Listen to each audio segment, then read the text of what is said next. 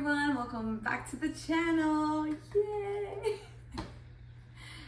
So today I want to do a simple quick recipe. So basically it's like quinoa chocolate bars. So it's like I got this quinoa from Costco. I stay loving Costco, guys. It's the best. You get the best bang for your buck, right? But today I wanted to talk about stress. And you know, what's the best way to keep stress low is to be simple, you know? So I'll start off with the recipe and then I'll talk more about like what it is, what you can do to help like de-stress, like what God says about like stress and everything. So for now, let's go with the recipe. I got it from Pinterest. I was on Pinterest and I was like, okay, this is a cool one, so I picked it out. I got it from saltandsprinkles.com. You know when you go to Pinterest and it links you to the website? Well, that's where it's from, so it's Salt and Sprinkles. And so it calls for you to get a skillet and to leave it on medium high, and it says to make sure it gets hot. So it's been on the stove already for like a minute or two, and it's honestly really hot. So then the recipe online, it lets you adjust how many bars you want. I have my laptop right here. So what's it called? I want to do 4 bars because I don't want to make too much. So then it calls for a half cup of quinoa, half a cup of chocolate chips, and half a tablespoon of coconut oil. So we have to start off with the quinoa first though. Oh yeah, and it says to get a pan and line it with parchment. I tried to do what Ceci taught me, but it didn't go as planned. It's like all the way. It kind of did, but not all the way. But hey, you learn, right? So then I have that. So then let's get started. Okay, so then I have half a cup here. And honestly, I don't know how this is gonna go. It has a little video attached to it, like the Pinterest board thingy. So, okay.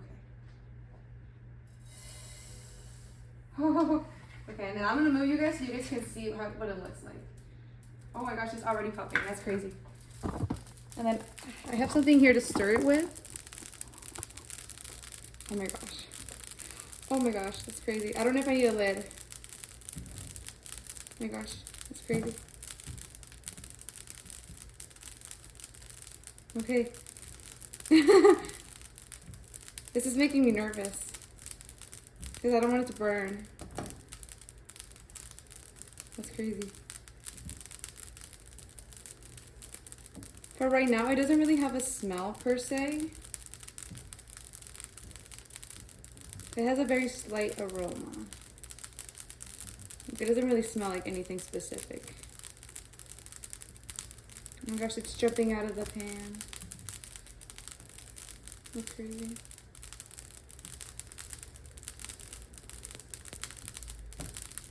Oh no, it's burning. I don't know how long I'm supposed to leave it on here, you guys. I don't know if that's the regular color or if that's burning. You know what I mean? You see this? It looks darker. So, like, is this burning? Is it burning? I don't know. Send help. Okay, now it's starting to smell like something. Oh my gosh, this is crazy. Oh my gosh, I don't know what I'm doing.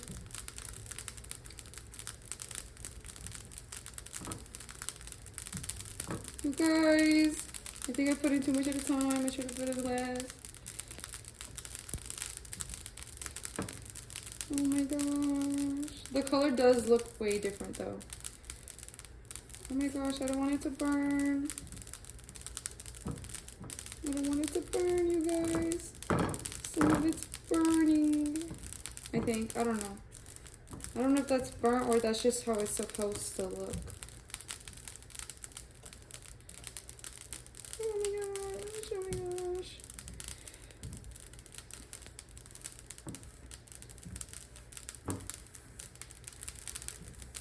Okay, I'm just gonna take it off the stove now. Okay. So then I moved it. I don't know if you guys can see. Okay, that was crazy. That was insane. Okay. I'm just gonna leave it there for a sec. And then, okay, hopefully I'm in frame. Okay, it says leave it on for 2 to 4 minutes. It's gonna start to smell nutty. Yeah, it smells kind of like nuts. It says just to start slightly brown, remove from heat before it begins to burn. I mean, it was on there for like 2 seconds. I don't think it was 2 minutes. But I think some of it did burn, whatever. It is what it is. I tried my best. And then it says melt the chocolate chips and coconut oil together in a large bowl. I like to do this in the microwave. Just melt it at 15-second increments. Stop to stir each time. Okay. Say less. I don't know if this is enough. I don't know if this will work. But okay. So then I'm gonna add. Okay, and then I got these chocolate chips from Aldi. It's called Specially Selected Belgian Chocolate Chunks, semi-sweet, 43% cacao, premium baking chunks made with imported unsweetened chocolate from Belgium. No preservatives, flavors, or artificial colors. And then that's what I got. I hope it's not blurry. But yeah, it honestly tastes super good. 10 out of 10 would recommend. Okay. And since it's chunks and there's like air in there, I'm just gonna leave it so that it's like a little bit above. It's half, and then that's half, and then it says half a tablespoon of coconut oil. And then I know that 3 teaspoons is 1 tablespoon. Because I don't have like half a tablespoon. So I'm gonna use 1.5 teaspoons. You know, because yeah. So then that's 1. And then I have the half right here. And then I got the organic virgin coconut oil, also from Costco. Costco stay coming in clutch. It just does.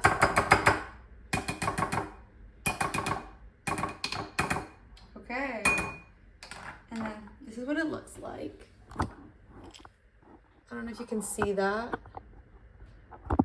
but I'm gonna put this in the microwave. I don't know if you guys, I don't know what's in frame right now, honestly. So then I'll put this in for 15 seconds, stir it, and then put it in again and stir again. So my microwave probably has like time cooked, but I'm just gonna watch it. I'm just gonna watch it. I have this trusty spoon right here.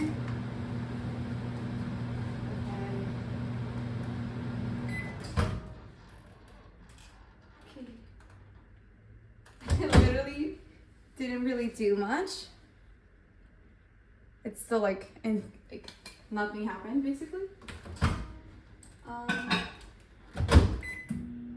It's honestly making me nervous. I hope this goes well. And they feel warm. Be careful not to burn yourself though. I'm gonna try them. They're crunchy, but they don't really taste like anything. Oh my gosh, I forgot. So it got to 20 seconds, and I was supposed to look at it at 30, and it's starting to melt. Like, I don't know if you guys can see that. It's like starting to melt, so that's mix it up. Oh, okay. It's softening a lot more. Look. Okay, that's cool. It's chocolate, guys. Still have some ways to go, but at least we know it's melting. You know. Okay. Let's put it back in. And as for the talk about stress, guys, different people stress out for, I'm just gonna leave it the last 20 seconds and then see what happens. Different people get stressed out by different things. For some people it's their job, for some people it's school, for some people it's their siblings or like their parents or friends or just situations that they have at the moment. For some people it could be spiritual warfare. For some people it could be the uncertainty of where they want to go in their career. Oh, this bowl's kind of warm now. The uncertainty of where they want to go in their career, or the state of the world, you know, everything that's been going on in the US, with other countries, with Europe, with everything that's been going on. Sometimes that stresses people out, you know, and everyone's feelings are valid. Just because what stresses someone else out doesn't stress you out doesn't mean that their stress is any less valid. Same with you. Just because what stresses you out doesn't stress anyone else out doesn't mean that your feelings aren't valid.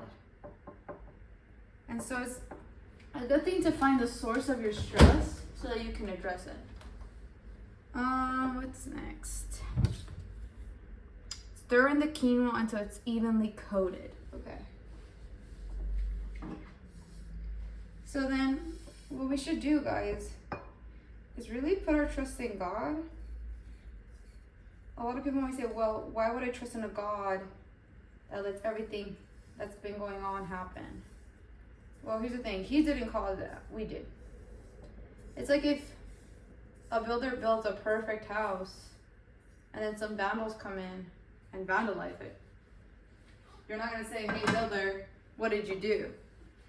You're going to say, hey, vandals, what did you do? Look, guys. Okay, I hope you guys can see this, but it's like getting chunkier. That looks bomb, honestly. And so, God created the world perfect, guys. Eden was literally perfect. But then Adam and Eve sinned. And then a lot of people might say, well, God lied then because he said that they would die. Well, it's a spiritual death, guys. If you take a fish out of water, it dies. If you take a tree out of the ground, it dies. You take your spirit away from God and it dies. And sin causes a distance from God. Sin causes a spiritual death of your spirit because it's causing distance from God, which kills it, basically. And so what happens here, okay, I'm going to start slathering it in. What happens, I hope I'm in frame. I mean, like, I don't know. Like, let's lower this. Even if my face isn't in it, you guys can at least still see what I'm doing. So when Adam and Eve sinned, guys, it caused chaos because sin causes more sin and chaos causes more chaos. I could have used a smaller fan, honestly, but oh well. What's it called? And so the things that we've done as humans, which is sin, has brought more and more and more sin into the world, which causes more chaos. So blaming God for the things that we have done isn't fair. It's like if you were falsely accused of something. It's like, hello, when did I do that? Like that wasn't me. So it's unfair to like blame God for things that he didn't do. We did them. Man caused war. Man causes famine sometimes by the unethical things that they do to the environment. And then they're like, oh my gosh, we don't have food. But then you pumped it full of horrible things that were going to ruin the plants. Like, what did you expect? The lack of discipline in a lot of things has caused many crimes. The lack of food for some people have caused them to go out and steal because they're hungry and they don't have anything to eat. And, you know, you have to do what you got to do to survive. It's just a bunch of stuff that we have caused. So it's not fair to just blame God for it. That being said, that doesn't mean God isn't going to help us with those things. It doesn't mean God isn't going to help you when you're stressed out about the things that are around you, the things that affect you, the things that you find important. God will help you. God loves you. He doesn't want you to be stressed out. He doesn't want you to be overwhelmed by whatever your situation is. He wants to help you. He wants to be that friend that you can go to and say, Lord, I don't know where I'm going. Like when I was switching majors at school, I was super overwhelmed because I was like, no, what do I do if this is a mistake? Like, what if I'm making a mistake by switching? And God was there for me. He comforted me. He gave me guidance. He let me know that everything was going to be okay, and that regardless of what I choose, he was always going to be there. Even when other people didn't believe in me, he did. And so for whatever it is that you're going through, God is there. And you might say, well, you're just saying that, Mariana, because God has been good to you. Well, no, I'm saying that because he said it. It's in his word. I have a few verses here for you guys that I honestly had saved because they meant so much to me. I'm going to try this raw. That's good. That's crunchy, guys. I don't think it burnt. I think that's how it's supposed to taste. But anyways, let's start with Philippians 4, verses 6 to 7. And again, I read King James, so don't judge me, please. Or you can look it up in whatever version you want to, hear it in. But it says, be careful for nothing, but in everything, by prayer and supplication, with thanksgiving, let your requests be made known unto God. And the peace of God, which passeth all understanding, shall keep your hearts and minds through Jesus Christ. So it just says, pray about everything and give thanks. If you believe in your heart that God has done it already, give thanks and say, Lord, thank you for this victory, because he has never lost a battle. And it says, the peace of God is going to come over you, over your hearts and your minds through Jesus. Jesus didn't just die for our salvation, guys. He died to have a relationship with us so that we could be free, so that we wouldn't have to be afraid, so that we wouldn't have to worry. Because even when we have this worry, we give it to God, we give it to Jesus, and we can live joyfully. We can live knowing that it's all in his hands.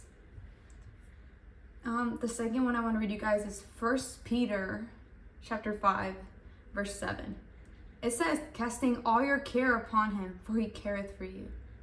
So if you're scared to give God your worries because you're going to say, oh, well, they're my worries and I have to deal with them. No, it says, cast your worries upon him. He wants to take away your pain. He wants to take away whatever it is you're going through, whatever it is that's stressing you out.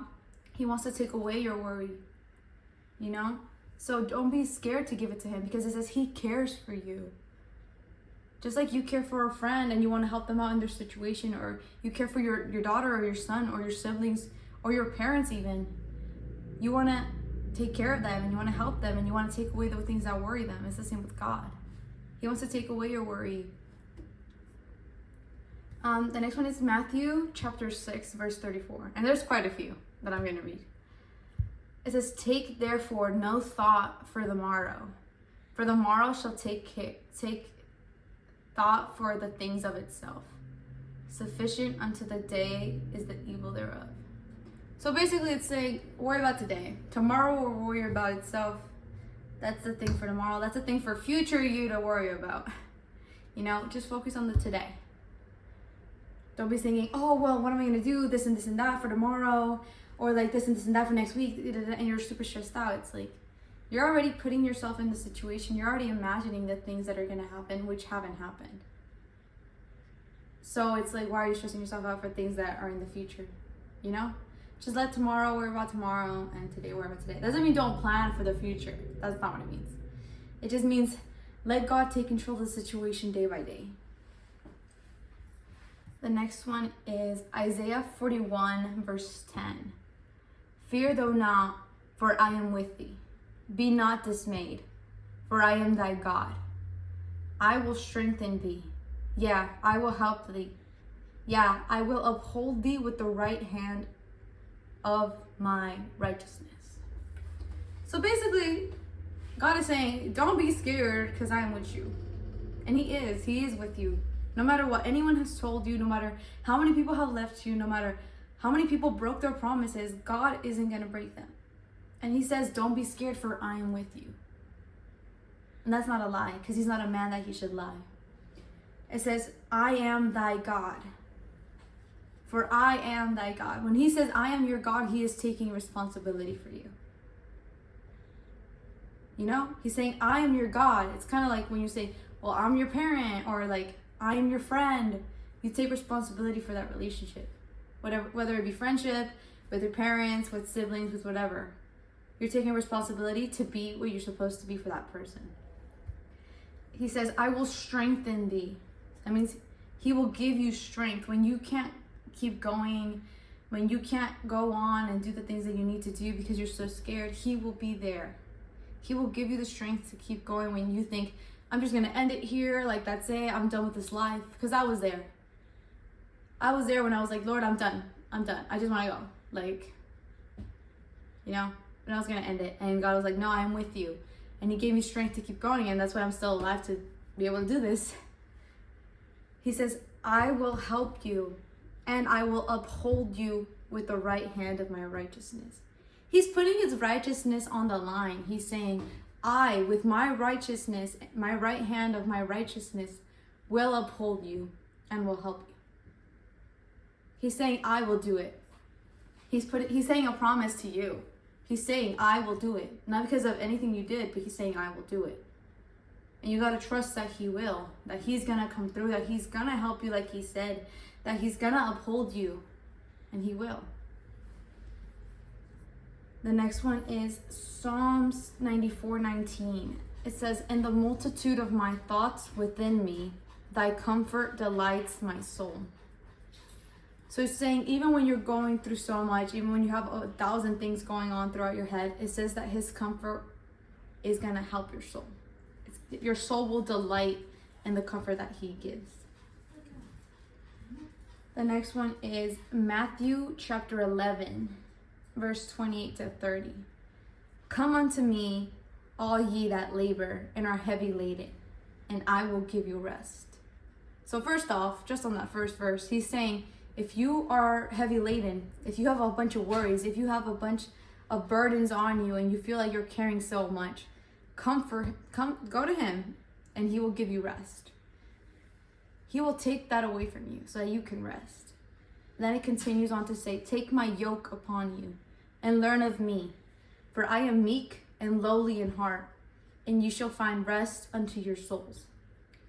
So it's saying to be like him, to humble yourself before him, to come to God, to be able to learn from him, and to take his yoke upon you, because his yoke is easy. It says, for my yoke is easy and my burden is light. So unlike the things of the world, the things that he gives us, the things that he puts upon us are light and easy, like joy, like peace, like strength. You still have to carry those, but they're easy and they're light because they strengthen you, they guide you, they become part of you because of him. But you have to give it to him. You have to give him the ability to do so. The next one is Psalms 55, verse 22. It says, cast thy burden upon the Lord, and he shall sustain thee. He shall never suffer the righteous to be moved. It literally says, cast your burdens upon the Lord. And then it continues and says, he shall sustain thee. He shall sustain thee in everything, in the good, in the bad, when things are going rough, and you're having a hard time believing. When you believe and you're full of faith and you're in a situation where you don't know what's going to happen, it says he shall sustain thee, because he is going to pull through no matter what. It says he shall never suffer the righteous to be moved.